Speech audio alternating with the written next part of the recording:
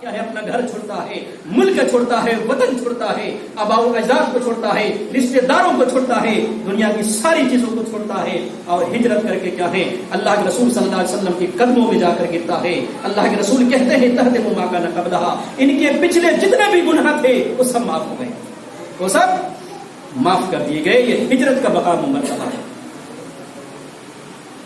وَأَنَّ الْحَجَّ يَهْدِمُ مَا كَانَ قَبْلَهُ، اور جو آدمی حج مبرور کر لیتا ہے، اللہ کے رسول صلی اللہ علیہ وسلم بیان فرماتے ہیں کہ جو آدمی حج مبرور کر لیتا ہے، حج کرنے کی وجہ سے کیا ہے ان کے پچھلے تمام گناہوں کو اللہ مٹا دیتا ہے، ان کے پچھلے تمام گناہوں کو اللہ رب العالمین مٹا دیتا ہے۔ یہ حج کرنے کا مقام ہے، مرتبہ ہے، فضیلت ہے۔ اس لیے مسلمانوں، تم اپنے اندر اور اپنے گریبان میں ہاتھ ڈالو اور دیکھو کہ تمہارے پاس مال موجود ہے یا نہیں۔ خانہ کعبہ تک تم پہنچ سکتے ہو نہیں، واپس آ سکتے ہو نہیں، پھر اتنے دنوں کے لیے تمہارے گھر میں بیوی بچوں کے لیے خوراک موجود ہے یا نہیں۔ اگر ہے تمہارے پر حج واجب ہے، تم کو فوراً جا کر اسی سال حج کرنا ہے۔ اگر تم نہیں کرتے ہو، مال کی محبت میں تم اللہ کی نظر میں مجرم ہو، گرفت میں آ جاؤ گے۔ اسی حالت میں موت ہوئی، ہو سکتا ہے تم ایمان صحیح ہاتھ دھو بیٹھے ہو اور حالت کفر میں تمہاری موت آ جائے۔ اس لیے اللہ رب العالمین نے قرآن کریم میں بیان فرمایا وَلِلَّهِ عَلَى النَّاسِ حِجُّ الْبَيْتِ مَنِ اسْتَطَاعَ إِلَيْهِ سَبِيلًا وَمَنْ كَفَرَ فَإِنَّ اللَّهَ غَنِيٌّ۔ اللہ رب العالمین نے لوگوں کے اوپر حج کو واجب کیا ہے۔ جو آدمی حج کرنے سے انکار کر دے، ٹال مٹول کرے، طاقت ہونے کے باوجود بھی وہ حج نہیں کرتا ہے، آدمی اللہ کہتا ہے کہ اللہ رب العالمین ایسے لوگوں سے غنی ہے، بے نیاز ہے۔ اللہ رب العالمین کو ایسے لوگوں کی حج کی ضرورت نہیں ہے۔ ہو سکتا ہے ایمان آپ کو، اس لیے انسان کو چاہیے فوراً حج کر لینا چاہیے۔ تو میں حج کی فضیلت بیان کر رہا تھا۔ حج کرنے کی وجہ سے انسان کا پچھلا تمام گناہ معاف ہو جاتا ہے۔ آئیے دوسری حدیث سنتے ہیں، حج کرنے کی وجہ سے کیا ہے اسلام نے ان کی تمام گناہوں کو، پچھلا گناہوں کو حج کیا ہے کرنے کی وجہ سے اللہ رب العالمین مٹا دیتا ہے، معاف کر دیتا ہے۔ چنانچہ جابر بن عبداللہ رضی اللہ تعالی عنہ کو بیان کرتے ہیں ادیم الحج والعمرہ، اللہ کے رسول بیان فرماتے ہیں ادیم الحج والعمرہ فإنهما ينفيان الفقر والذنوب كما تنفي الكير خبث الحديد، رواہ الطبرانی۔ امام طبرانی نے اس حدیث کو ذکر کیا ہے اور علامہ البانی رحمۃ اللہ نے اس حدیث کو صحیح قرار دیا ہے۔ چنانچہ اللہ کے رسول صلی اللہ علیہ وسلم بیان فرماتے ہیں کہ تم حج اور عمرہ ہمیشہ کرتے رہا کرو۔ کیا کہا اللہ کے رسول نے؟ ادیم الحج والعمرہ، تم ہمیشہ حج اور عمرہ کیا کرو۔ کیوں؟ وَإِنَّهُمَا يَنْفِيَانِ الْفَقْرَ وَالذُّنُوبَ، حج کرنے کی وجہ سے اور عمرہ کرنے کی وجہ سے انسان کا گناہ مٹ جاتا ہے۔ یہ حج اور عمرہ انسان کے گناہوں کو مٹا دیتے ہیں۔ والفقر، اور فقر و فقہ کو بھی حج اور عمرہ ختم کرتے ہیں۔ غریبی کو کیا ہے؟ حج اور عمرہ ختم کرتے ہیں۔ مفلسی کو حج اور عمرہ ختم کرتے ہیں۔ کتنی اہم حدیث ہے۔ جس طرح سے بھٹی لوہے کی زنگ کو ختم کر دیتی ہے کہ آگ کی بھٹی میں لوہا تم ڈال دو، سونا ڈال دو، چاندی ڈال دو، حدیث نے لوہے کا ذکر کیا ہے کہ آگ کی بھٹی میں کیا ہے، تم لوہا ڈال دو، اس لوہے کے اندر جتنی گندگی ہے کچھ ہی دیر میں آگ ان کو جلا ڈالے گی۔ صرف آپ کے پاس خالص لوہا بچے گا، صرف آپ کے پاس خالص سونا بچے گا، صرف آپ کے پاس خالص چاندی بچے گی۔ آگ کی بھٹی میں ان کو ڈالنے کے بعد ان کے اوپر جو گرد و غبار ہے، میل ہے، کچیل ہے، یہ سب ختم ہو جاتے ہیں۔ ویسے ہی ایک انسان جب حج کرتا ہے، ایک انسان جب عمرہ کرتا ہے تو اللہ رب العالمین ان کے جسم سے گناہوں کو مٹا دیتا ہے۔ اور دوسرا فقر، غربت، غریبی، اس کو اللہ رب العالمین ختم کرتا ہے۔ بڑی اہم حدیث ہے۔ بہت سارے لوگ آج دنیا میں مال اور پیسہ ہونے کے باوجود مال کی محبت میں حج نہیں کرتے ہیں۔ ایسے لوگوں کے لیے حدیث ان کے چہرے پر تماچا ہے کہ اللہ کے رسول صلی اللہ علیہ وسلم بیان کرتے ہیں تم مال کی محبت میں اور فقیر ہو جاؤ گے، غریب ہو جاؤ گے، تمہارا مال ختم ہو جائے گا حج کرنے کی وجہ سے، اس لیے تم حج نہیں کرنا چاہتے ہو۔ اللہ کے رسول کہتے ہیں تم حج کیا کرو، عمرہ کیا کرو، ہمیشہ کرتا رہو، اس کی وجہ سے تمہاری غربت ختم ہوگی، تمہارا فقر و فاقہ ختم ہوگا، اللہ تمہاری مال میں برکت دے گا، تمہارے گھر سے غریبی ختم ہوگی اور تمہارے اندر سے مفلسی ختم ہوگی۔ اللہ رب العالمین کو اللہ رسول کو یہ کہہ رہے ہیں۔ تو حج کرنے کی وجہ سے انسان کا مال ختم نہیں ہوتا۔ ظاہری طور پر آپ کو دیکھنے میں لگے گا کہ حج کر رہے ہیں، میرے پاس 2 لاکھ روپئے موجود ہیں، ابھی اس وقت کیا ہے 2 سے 3 لاکھ روپئے کنہیں کے پاس اگر موجود ہے، اتنے روپئے میں حج کر کے واپس آ سکتا ہے۔ اتنا بھی ہندوستانی لوگوں کے لیے کیا ہے 2.5 سے 3 لاکھ روپئے یہاں خرچ ہو جائیں گے اس وقت، اس مہنگائی کے زمانے میں اتنا کسی کے پاس ہو چکا ہے، ان کے اوپر حج واجب ہے، اب ان کو خانہ کعبہ جانا ہے، اسی سال حج کر کے آنا ہے۔ اب آدمی یہ سمجھے کہ میرا مال تو ختم ہو جائے گا، میں نے فلاں کام کے لیے مال رکھا ہوا ہے، میں تو غریب ہو جاؤں گا، کنگال ہو جاؤں گا۔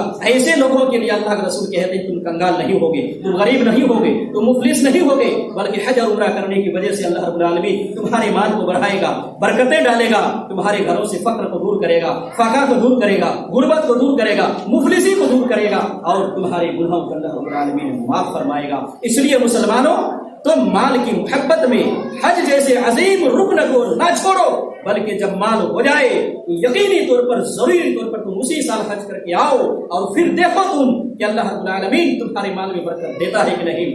صحیح دل سے پھر تم کام کاج میں لگ جاؤ، روزی روٹی کی تلاش میں لگ جاؤ، ہو سکتا ہے اللہ رب العالمین اس کی برکت کی وجہ سے اس سے زیادہ مال تمہارے لیے 1 سال میں اس سے زیادہ مال تمہارے پاس جمع۔ یہ اللہ کے رسول صلی اللہ علیہ وسلم کا کیا ہے وعدہ ہے، یہ حج کرنے کی فضیلت ہے۔ حج کرنے کی وجہ سے انسان کی گناہ مٹتے ہیں، اور حج کرنے کی وجہ سے انسان کی غریبی دور ہوتی ہے۔ آئیے اللہ کے رسول صلی اللہ علیہ وسلم کی اگلی حدیث ہم سنتے ہیں۔ اس کی فضیلت میں حج ایمان اور جہاد کے بعد سب سے افضل ترین عمل ہے۔ ایمان اور جہاد کے بعد اللہ کے رسول صلی اللہ علیہ وسلم سے پوچھا گیا کہ اللہ کے رسول صلی اللہ علیہ وسلم سب سے افضل عمل کون سا ہے؟ فرمایا ایمان باللہ و رسولہ، اللہ پر ایمان لانا، اس کے رسول پر ایمان لانا۔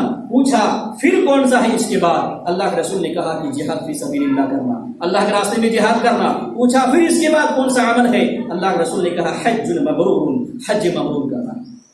ایمان اور جہاد فی سبیل اللہ کے بعد سب سے بہترین عمل، سب سے اچھا عمل حج کرنا ہے۔ یہ اللہ کے رسول صلی اللہ علیہ وسلم نے بیان فرمایا۔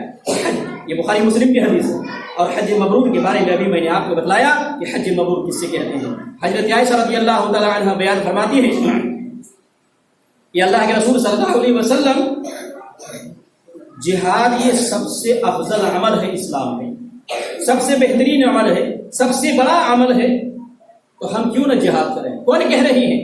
حضرت عائشہ رضی اللہ تعالی عنہ کہہ رہی ہیں، اللہ کے رسول کی بیوی کہہ رہی ہیں، امہات المومنین کہہ رہی ہیں کہ حج جہاد جب سب سے بڑا عمل ہے تو ہم کیوں نہ جہاد کریں؟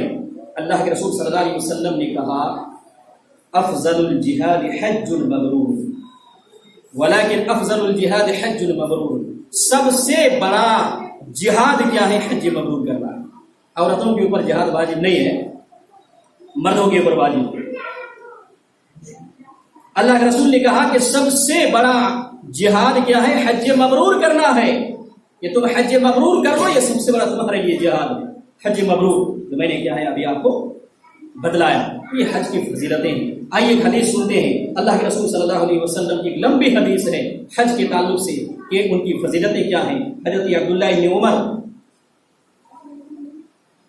رضی اللہ تعالیٰ عنہ بیان فرماتے ہیں، یا اس سے پہلے ایک اور حدیث کہ اللہ کے رسول صلی اللہ علیہ وسلم بیان فرماتے ہیں کہ حج کرنے والے اللہ کے مہمان ہوتے ہیں، حج کرنے والے اللہ کے مہمان ہوتے ہیں، ان کی دعائیں بھی قبول ہوتی ہیں۔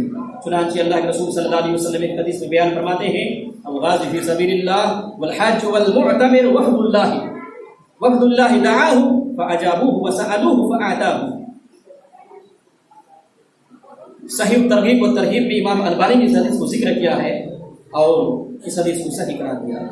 چنانچہ اللہ کے رسول صلی اللہ علیہ وسلم بیان فرماتے ہیں کہ اللہ کے راستے میں جہاد کرنے والا آدمی، حج کرنے والا آدمی اور عمرہ کرنے والا آدمی، یہ 3 طرح کے لوگ جو اللہ کے راستے میں جہاد کرنے کے لیے نکلے ہوئے ہیں، حج کرنے کے لیے نکلے ہوئے ہیں، عمرہ کرنے کے لیے نکلے ہوئے ہیں، وفد اللہ، یہ اللہ کے مہمان ہوتے ہیں، اللہ کے مہمان ہوتے ہیں۔ میزبان اللہ ہے، مہمان آپ ہیں۔ کتنا بڑا مقام ہے، کتنا بڑا مرتبہ ہے حاجی کا، عمرہ کرنے والے کا، فی سبیل اللہ جہاد کرنے والے کا۔ اتنا مقام ہے کہ میزبان اللہ ہے، مہمان آپ ہیں۔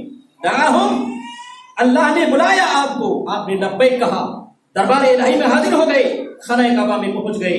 कितना बड़ा एजाज है, मकाम व मर्तबा है। दाआहुम, अल्लाह रब्बुल आलमीन ने बुलाया, पुकार लगाई, इंसानों तुम्हारे ऊपर हज वाजिब है, और तुमने अल्लाह की पुकार को सुना, खाना काबा में हाजिरी आपने दे दी, आप हाजिर हो गए। फसअलू फअजाबूहु, आपने लब्बैक कहा। फसअलू, अब आप जो भी मांगे अल्लाह रब्बुल आलमीन से, फआताहु, अल्लाह रब्बुल आलमीन उनको देगा। जो भी मांगेगा, जो भी दुआ अल्लाह रब्बुल आलमीन से हाजी करेगा, उम्रा करने वाला करेगा, जिहाद फी सबीलिल्लाह करने वाला करेगा, अल्लाह कहता है फआताहु, अल्लाह रब्बुल आलमीन उनकी दुआ को कबूल अता फरमाएगा। जो भी मांगेगा अल्लाह देगा उनको। ये मकाम मर्तबा है हज करने वालों का, उम्रा करने वालों का, अल्लाह के रास्ते में जिहाद करने वालों का। मालूम ये हुआ कि अल्लाह रब्बुल आलमीन के मेहमान होते हैं ऐसे लोग जो जिहाद फी सबीलिल्लाह में निकलते हैं, हज करने के लिए निकलते हैं, उम्रा करने के लिए निकलते हैं। ऐसे लोग अल्लाह के मेहमान होते हैं, उनकी दुआएं कबूल होती है। ये फजीलत है, ये मकाम है, ये मर्तबा है हज करने वाला। आइए एक लंबी हदीस में अल्लाह के रसूल सल्लल्लाहु अलैहि वसल्लम की हदीस सुनते हैं। अब्दुल्लाह इब्न उमर रज़ियल्लाहु तआला अन्हु बयान करते हैं कि लंबी हदीस कि जब तुम हज करने के इरादे से घर से निकलते हो, जब तुमने क्या है बैतुल्लाह शरीफ का हज करने का इरादा कर लिया, कस्द कर लिया, सवारी में निकल गए, बयान फरमाते हैं अल्लाह के रसूल सल्लल्लाहु अलैहि वसल्लम, तुम्हारी सवारी के हर हर कदम पर अल्लाह रब्बुल आलमीन एक नेकी लिखता है और एक दर्जा बुलंद करता है। हर हर कदम पर एक नेकी लिखता है। अब हिंदुस्तान से लेकर मक्का के सरजमीन में खाना काबा तुम पहुंचोगे, चाहे जिस सवारी से भी तुम जाओ, हवाई जहाज से जाओ, किसी और चीज से जाओ, हर हर कदम पे अल्लाह रब्बुल आलमीन एक नेकी लिखा है। जो जितनी दूर से हज करने के लिए जाएगा, अल्लाह रब्बुल आलमीन उनके लिए उतनी ही नेकियां लिखे। हर कदम पे एक नेकी लिख रहा है। ये मकाम है, ये मर्तबा है, हर कदम पर एक नेकी। अब्दुल्लाह इब्न उमर रज़ियल्लाहु तआला अन्हु कहते हैं कि अल्लाह के रसूल ने बयान फरमाया कि जब तुमने हज करने के इरादा कर लिया है, बैतुल्लाह शरीफ का जाने का इरादा कर लिया, आपने कस्द कर लिया, घर से निकल गए, सवारी पे चढ़ गए, हर कदम पे अल्लाह रब्बुल आलमीन एक नेकी लिखता है और एक दर्जा बुलंद करता है। ये मकाम व मर्तबा है। और फिर आगे देखिए, ये हुज्जाज किराम, इनका मकाम व मर्तबा और फिर कितना है। अल्लाह के रसूल सल्लल्लाहु अलैहि वसल्लम बयान फरमाते हैं कि हर हर कदम पर क्या है, एक नेकी अल्लाह रब्बुल आलमीन लिखता है। हर हर कदम पर एक नेकी लिखता है। और इंसान दिल से क्या है, अल्लाह रब्बुल आलमीन को हाजिर व नाजिर समझते हुए हज करने के इरादे से निकला हुआ है। दिल की गहराई से अल्लाह रब्बुल आलमीन से क्या है, माफी मांगता है, गुनाहों से माफी मांगता है और हज करने के इरादे से निकला हुआ है। उनको मकाम है कि हर हर कदम पर अल्लाह रब्बुल आलमीन एक नेकी लिखता है। अल्लाह रब्बुल आलमीन हुज्जाज किराम के ताल्लुक से फरिश्तों में आकर अल्लाह रब्बुल आलमीन ये ऐलान करता है फख्र के साथ। हजों के ताल्लुक से अल्लाह रब्बुल आलमीन कहता है कि जब मैदान अरफात में क्या है, लोग जाकर खड़े होते हैं 9 ज़िलहिज्जा को, अल्लाह रब्बुल आलमीन ऐलान करता है फरिश्तों के सामने, हुज्जाज किराम पर अल्लाह रब्बुल आलमीन फख्र करता है कि ये अल्लाह रब्बुल आलमीन के दरबार में क्या है, हाजिर हुए हैं। परागिंदा हालत में, गुबार आलूद होकर अल्लाह रब्बुल आलमीन के दरबार में हाजिर हुए, दूर दराज से क्या है यहाँ पर पहुंचे। ये अल्लाह रब्बुल आलमीन कहता है कि परागिंदा हालत में, दूर दराज से, गुबार आलूद अल्लाह रब्बुल आलमीन के दरबार में क्या है, पहुंचे हुए हैं। अल्लाह रब्बुल आलमीन आकर फरिश्तों में फख्र के साथ क्या है, हुज्जाज किराम के बारे में कहता है कि इन लोगों के क्या है, जितने भी गुनाह हो, रेत के जर्रात के बराबर, और दुनिया में जितने भी दिन हैं, दिन या अय्याम जब से दुनिया पैदा हुई है और कब तक दुनिया चलेगी, कितने दिन होंगे अल्लाह के अलावा कोई नहीं जानता है। इसके बराबर गुनाह या बारिश के कतरों के बराबर गुनाह, कि मूसलाधार बारिश हो, कितने कतरे आसमान से गिरते हैं, कौन गिन सकता है। अल्लाह के अलावा कौन जानता है कि बारिश में कितने कतरे होते हैं। कौन जानता है कि दुनिया जब से पैदा हुई है, जब से दिन और रात का सिलसिला शुरू हुआ है, कब तक चलेगा, कितने दिन होंगे, कितनी रातें होंगी, कौन जानता है अल्लाह के सिवा। ریت کے ذرات کے برابر ریت کے توڑے ڈھیر پڑے ہوئے ہیں، کتنے ریت اس میں ہوں گے اللہ کے علاوہ کون جانتا ہے۔ اللہ کے رسول کہتے ہیں حجاج کرام کی فضیلت میں فرشتوں کے سامنے فخر کے طور پر کہتے ہیں کہ میرے بندے میرے سامنے دور دراز سے غبار آلود پراگندہ حالت میں جمع ہوئے ہیں، آئے ہوئے ہیں، میرے ان بندوں نے کیا ہے دنیا کے دن کے برابر، ریت کے ٹیلے کے ذرات کے برابر اور بارش کے قطروں کے کیا ہے برابر اگر گناہ لے کر آئے ہوئے ہیں، ان کے تمام گناہوں کو اللہ رب العالمین معاف کرتا ہے، ان کے تمام گناہوں کو اللہ رب العالمین معاف کرتا ہے۔ یہ مقام ہے، یہ مرتبہ ہے، یہ فضیلت ہے حج کرنے والا۔ اور یہی نہیں، اللہ کے رسول صلی اللہ علیہ وسلم آگے بیان فرماتے ہیں، ان کا مقام و مرتبہ واضح کرتے ہیں کہ اللہ رب العالمین نے ان کے لیے کتنا مقام رکھا ہے، کتنا مرتبہ رکھا ہے۔ پھر کیا ہے، آدمی آ کر طواف کرتا ہے تو طواف کرتا ہے تو اللہ رب العالمین اس کے طواف میں اس کے لیے نیکیوں کا ذخیرہ کر کے رکھ دیتا ہے۔ اس کے بعد آدمی آ کر اپنا سر منڈاتا ہے، ہر بال کے بدلے میں اللہ رب العالمین ایک نیکی لکھتا ہے۔ کون انسان جانتا ہے ان کے سر میں کتنے بال، کتنی نیکیاں اللہ لکھ رہا ہے؟ ہر بال کے بدلے میں ایک نیکی اللہ رب العالمین لکھ رہا ہے۔ اور جب طواف کر لیتا ہے اس کے بعد سعی کرتا ہے، طواف کر لیتا ہے تو اللہ کے رسول کہتے ہیں کہ اللہ رب العالمین اس بندے کے گناہ کو ویسے ہی دھو ڈالتا ہے جیسے کہ یہ بندہ ابھی ماں کے پیٹ سے بغیر کسی گناہ کے پیدا ہوا ہے، بغیر کسی گناہ کے ابھی ماں کے پیٹ سے پیدا ہوا ہے، ویسے ہی یہ بندہ کیا ہے ہو جاتا ہے۔ معلوم یہ ہوا حج کرنے کے بعد انسان کے جسم سے گناہ سب دھل جاتے ہیں اور ویسے ہی انسان ہو جاتا ہے جیسے ابھی بچہ ماں کے پیٹ سے پیدا ہوا ہے اور اس کے جسم میں ایک بھی گناہ نہیں ہے، خالص صاف ستھرا وہ بچہ ہے، وہ مرے گا اسی حالت میں، ڈائریکٹ جنت جائے گا۔ اس کیفیت میں کیا ہے یہ انسان ہو جاتا ہے جو حج کر لیتا ہے۔ یہ ان کا مقام و مرتبہ ہے۔ ایک حدیث میں اللہ کے رسول صلی اللہ علیہ وسلم بیان فرماتے ہیں من خرج حاجا فمات کتب له اجر الحج یوم القیامہ۔ جو آدمی حج کرنے کے ارادے سے نکلتا ہے اور راستے میں مر گیا، حادثے کے شکار ہو گیا، قیامت تک اللہ رب العالمین حاجی کا کیا ہے اجر و ثواب لکھ دیتا ہے۔ قیامت تک حاجی کا ثواب لکھ دیا، سارے گناہ ان کے معاف ہو گئے۔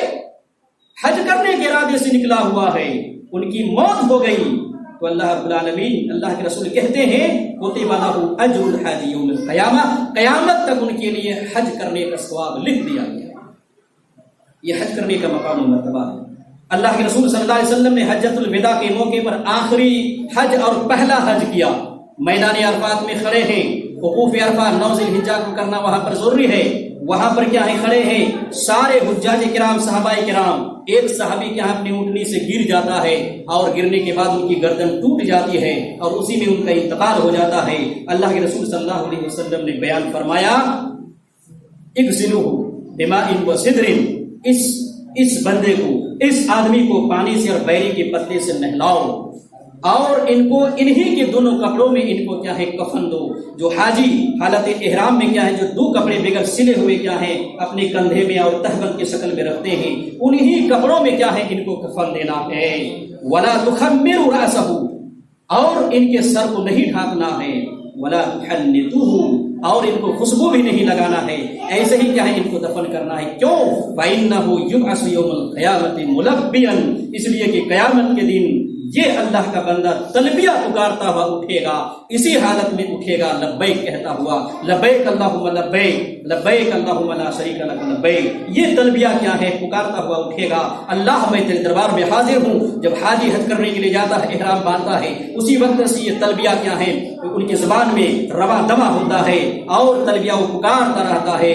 اسی کیفیت میں کیا ہے اس بندے کو قیامت کے دن اٹھایا جائے گا اور ان کی زبان سے کیا ہے یہ تلبیہ جاری ہوگا۔ یہ مقام و مرتبہ ہے کہ حج کرنے کے دوران جو آدمی مر جائے سیدھا ان کے لیے جنت ہے۔ اب بتائیے اتنا مقام و مرتبہ اللہ رب العالمین نے جب رکھا ہے تو اب مال کی محبت میں، دنیا کی محبت میں انسان حج کو کیوں چھوڑ رہا ہے؟ اس کا مطلب یہ ہے کہ دنیا سے محبت کرنا چاہتا ہے، مال سے محبت کرنا چاہتا ہے، آخرت ان کی نظر میں نہیں ہے، اللہ کی جنت ان کی نظر میں نہیں ہے، یا اللہ رب العالمین ان کے مال میں حج کرنے کی وجہ سے برکت دینا چاہتا ہے، ان کے فقر کو دور کرنا چاہتا ہے، اسی حالت میں مر جائے ڈائریکٹ جنت رکھا ہوا ہے، حج کر لیا، سارے گناہ ان سے دھل گئے اور اپنی پوری زندگی پھر کیا ہے نیکیوں میں گزارتا ہے، گناہوں سے اپنے آپ کو بچا لیتا ہے، اور اسی حالت میں ان کی موت ہوتی ہے تو ان کے لیے کیا ہے جنت ہے۔ یہ مقام و مرتبہ ہے حج کرنے کا۔ اس لیے مسلمانوں کو چاہیے کہ جن کے پاس مال اتنے ہو گئے ہیں یہ خانہ کعبہ تک پہنچ سکتے ہیں، حج کر کے واپس آ سکتے ہیں، اتنے دنوں تک کے لیے بیوی بچوں کے پاس کھانے پینے کے سامان ہے تو ان کو فوراً حج کر لینا چاہیے اور اس میں تاخیر نہیں کرنی چاہیے۔ اللہ رب العالمین سے دعا ہے کہ اللہ تعالیٰ ہم تمام مسلمانوں کو صحیح معنوں میں حج کی فرضیت کو، ان کی اہمیت کو اور ان کی فضیلت کو اللہ رب العالمین سمجھنے کی توفیق عنایت فرما۔ اللہ رب العالمین ہم سب گناہ گار ہیں تو ہم سب کے گناہوں کو بخش دے، معاف کر دے۔ اللہ رب العالمین ہم سب گناہ گار ہیں تو ہم سب کے گناہوں کو بخش دے، معاف کر دے۔ اللہ جہاں کہیں بھی مسلمان پریشان حال ہیں اللہ رب العالمین ان کی پریشانی کو دور عطا فرما۔ اے اللہ جہاں کہیں بھی مسلمان مظلومیت کی زندگی گزار رہے ہیں اللہ رب العالمین انہیں مظلومیت کی زندگی سے خوشحالی کی زندگی عطا فرما، اور ظالموں کو اللہ رب العالمین کو ایسی سزائیں دے قیامت تک کسی پر ظلم کرنے کے تعلق سے سوچ بھی نہ سکیں۔ اے اللہ ہماری نئی نسل کو تو سمجھ دے، اسلام کی سمجھ دے، قرآن و احادیث کی سمجھ دے، اللہ رب العالمین تیری عبادت میں لگ جائیں، حج جیسے فریضے کو یہ انجام دینے لگیں، رمضان کے روزے رکھنے لگیں، زکوٰۃ دینے لگیں، نماز کے پابند ہو جائیں، شریعت اسلامیہ کے ہر حکم ان کی سمجھ میں آ جائے، آخرت سمجھ میں آ جائے، جنت و جہنم سمجھ میں آ جائے۔ اللہ رب العالمین دنیا کی حقیقت کو ان کو سمجھا دے، اللہ رب العالمین تو ان کے دلوں میں ایمان کو رچا دے، بسا دے۔ اللہ رب العالمین تو اپنے دربار میں اللہ رب العالمین ان سب کو جھکا دے۔ اللہ رب العالمین ہماری نئی نسل کو اسلام کی سمجھ عطا فرما اور اسلام کی سربلندی کے لیے کام کرنے کی توفیق عنایت فرما۔ اللہ رب العالمین تو ہماری نئی نسل کی ایمان کی حفاظت عطا فرما۔ اے اللہ ہم سب گناہ گار ہیں تو ہم سب کے گناہوں کو بخش دے، معاف کر دے۔ اگر تو معاف نہیں کرے گا اللہ رب العالمین ہم سب ہلاک و برباد ہو جائیں گے۔ اے اللہ ہم میں سے جو کوئی بھی ایمان کی حالت میں دنیا سے جا چکا ہے اے اللہ تو ان کی مغفرت عطا فرما، جنت الفردوس میں جگہ دے۔ اللہ رب العالمین جن کے والدین دنیا میں زندہ ہیں ان کی خدمت کر کے جنت حاصل کرنے کی توفیق عنایت فرما۔ اے اللہ جن کے والدین دنیا سے جا چکے ہیں اللہ رب العالمین ایمان کی حالت میں ان کی مغفرت عطا فرما۔ اے اللہ ہم سب گناہ گار ہیں تو ہم سب کے گناہوں کو بخش دے، معاف کر دے۔ ربنا ظلمنا انفسنا وان لم تغفر لنا وترحمنا لنكونن من الخاسرين ربنا آتنا في الدنيا حسنة وفي الآخرة حسنة وقنا عذاب النار وآخر دعوانا أن الحمد لله رب العالمين۔